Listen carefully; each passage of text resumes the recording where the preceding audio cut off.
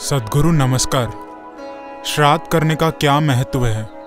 जीवन की अभिव्यक्ति ऐसी है, आपके समझने के लिए मैं इसके दो हिस्से कर रहा हूं। एक जीवन और एक भौतिक जीवन होता है। भौतिक जीवन की अभिव्यक्ति को देखें तो भौतिक जीवन ऊर्जा, जिसे आमतौर पर प्राण कहते हैं, उसकी 5 बुनियादी अभिव्यक्तियां हैं। 10 हैं पर उससे जटिल हो जाएगा। 5 बुनियादी अभिव्यक्तियां, इन्हें समान, प्राण, उड़ान, अपान और व्यान कहते हैं। मान लीजिए कोई डॉक्टर किसी व्यक्ति को देख रहा है और उसने एक निश्चित पल में घोषित कर दिया कि वो मर चुका है। अगले 21 से 24 मिनट में समान निकलने लगता है। इसका अर्थ है कि समान शरीर का तापमान बनाए रखने का काम करता है। पहली चीज ये होने लगेगी कि शरीर ठंडा होने लगेगा। 48 से 64 मिनट के बीच प्राण निकलता है। उसके बाद 6 से 12 घंटे के बीच उड़ान निकलता है। उड़ान निकलने से पहले तक ऐसी तांत्रिक प्रक्रियाएं हैं जिनसे शरीर को फिर से जिंदा किया जा सकता है, मगर उड़ान के निकल जाने के बाद एक बहुत छोटी संभावना होती है, पर वो एक अव्यवहारिक संभावना है। सिवाय उसके, उड़ान के निकल जाने के बाद शरीर को फिर से जीवित करना असंभव है। अगली चीज है अपान। ये 8 से 18 घंटे के बीच निकल जाता है। व्यान, जो प्राण की संरक्षक प्रकृति है, उसके बाद निकलने लगता है। वो 11 से 14 दिन तक निकलता रह सकता है। अगर वो एक सामान्य मृत्यु हो तो, यानी अगर कोई अधिक आयु से मरा, जीवन के कमजोर होने से गया, ऐसे व्यक्ति के लिए 11 से 14 दिन तक शरीर में कुछ प्रक्रियाएं होंगी जिनसे पता चलता है कि जीवन का कोई तत्व बाकी है। जैसे नाखून बढ़ते हैं, चेहरे के बाल, इस तरह की चीजें देखी जा सकती हैं।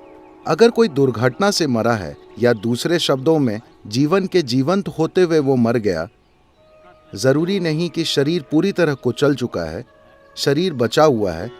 उस जीव के स्पंदन 48 से 90 दिनों तक रहेंगे। तो उस समय तक आप उस जीव के लिए कुछ चीजें कर सकते हैं। आप उस जीव के लिए क्या कर सकते हैं?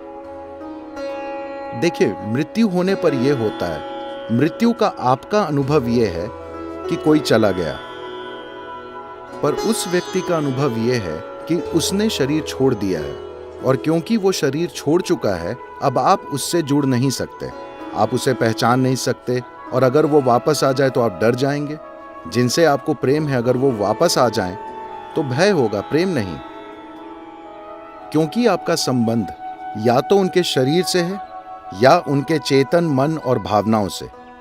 ये चीजें पीछे छूट गई हैं। शरीर पीछे छूट गया है और चेतन, बुद्धि और समझदार मन पीछे छूट गया है।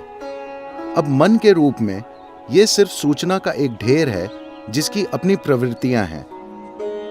कुदरती प्रवृत्तियां जो एक निश्चित रूप में अभिव्यक्ति पाती हैं। समझदार मन नहीं है। जब समझदार मन नहीं होता, अगर आप सुखदता की एक बूंद ऐसे मन में डालें जिसके पास समझ की क्षमता नहीं है, बुद्धि नहीं है, तो ये सुखदता लाख गुना बढ़ जाएगी। अगर आप दुख की एक बूंद डाल दें तो वो दुख लाख गुना बढ़ जाएगा। ये आपके बच्चे की तरह है जिसके पास जरूरी समझदारी नहीं है। वो खेलने जाता है और नहीं जानता कि वापस कब आना है। जब तक वो थक नहीं जाता और खेलने की शक्ति नहीं बचती, तब तक वो खेलना चाहता है, क्योंकि उसके पास जरूरी समझ नहीं है कि ये जाने का समय है। इसी तरह ये एक चरम स्थिति है। वे बच्चों से कहीं आगे होते हैं, उनमें समझदार मन पूरी तरह गायब होता है। तो अब आप उनमें जो भी गुण डालेंगे वो लाखों गुना बढ़ जाएगा। This is what is being referred to as hell and heaven. इसे ही नर्क और स्वर्ग कहा जाता है। अगर आप एक सुखद स्थिति में होते हैं तो इसे स्वर्ग कहते हैं। अगर आप एक अप्रिय स्थिति में होते हैं तो उसे नर्क कहते हैं। ये भौगोलिक स्थान नहीं है, ये अनुभव के स्तर की सच्चाइयां हैं जिनसे शरीर से अलग हो चुका जीव गुजरता है। लेकिन ये करने की कोशिश करते हैं।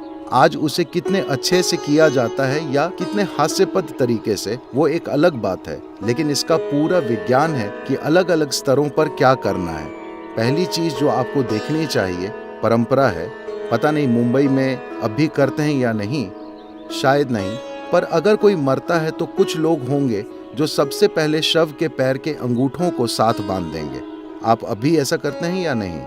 हाँ, ये बहुत महत्वपूर्ण है, क्योंकि पैर के अंगूठों को बांधना मूलाधार को एक तरह से कस देता है, जिससे वो जीव एक बार फिर शरीर में नहीं घुस सकता या घुसने की कोशिश नहीं कर सकता, क्योंकि वो जीव इस जागरूकता के साथ नहीं जिया है कि ये मैं नहीं हूँ। उसने हमेशा ये विश्वास किया ये मैं हूँ। हालांकि वो बाहर आ गया है, वो शरीर में मौजूद किसी भी छेद के जरिए घुसने की कोशिश करता है, खासकर मूलाधार से, क्योंकि वहीं जीवन पैदा होता है। और जब शरीर ठंडा होने लगता है तो इकलौती जगह जहां आखिर तक गर्माहट रहती है, वो आखिरी बिंदु हमेशा मूलाधार होता है। तो वो वापस जाने की कोशिश करता है। इससे बचने के लिए पहली चीज है पैर के अंगूठों को बांधना, ताकि ये कोशिश नहीं होगी, क्योंकि शरीर छोड़ने की प्रक्रिया के कई चरण होते हैं। पारंपरिक रूप से हमेशा ये कहा जाता है कि किसी के मरने के 1.5 घंटे या अधिक से अधिक 4 घंटे के अंदर शरीर को जला देना चाहिए, क्योंकि ये कोशिश चलती रहती है। जीवित लोगों के लिए भी ये सच है। अगर आपका कोई बहुत प्रिय मर गया है, आप जानते हैं कि वो मर गया है, मगर आपका मन चालें चलने लगता है। शायद वो अभी उठकर बैठ जाए, शायद कोई चमत्कार हो जाए, शायद भगवान आकर अभी कुछ अच्छा कर दें। किसी के साथ कभी ऐसा नहीं हुआ है, मगर फिर भी मन ये खेल खेलता है, क्योंकि उस व्यक्ति के लिए हमारी भावनाएं हैं। और यही उस जीव के लिए भी सच है जो शरीर से निकला है। वो भी मानता है कि वो अब भी शरीर में वापस जा सकता है। अगर आप इस नाटक को रोकना चाहते हैं तो पहली चीज है शरीर को जला देना 1.5 घंटे में। मगर उन दिनों गांव में ये बताने के लिए कोई डॉक्टर नहीं होता था कि वो मर गया है। किसी को चिता पर लिटाकर आग लगाई तो वो आदमी उठकर बैठ गया, क्योंकि वो मरा नहीं था। ऐसी चीजें हो चुकी हैं, इसलिए समय को 4 घंटे तक बढ़ाया गया, ताकि ऐसी गलतियां ना हो। मगर जितनी जल्दी संभव हो शरीर को जला देना चाहिए। कृषि समुदायों के लोग दफनाने का फैसला करते थे, क्योंकि वे अपने पूर्वजों और उनके शरीरों को उस मिट्टी में वापस डाल देना चाहते थे जो उन्हें भोजन देती थी। आपको समझना चाहिए कि हम जिंदा रहने के लिए खेती करते थे।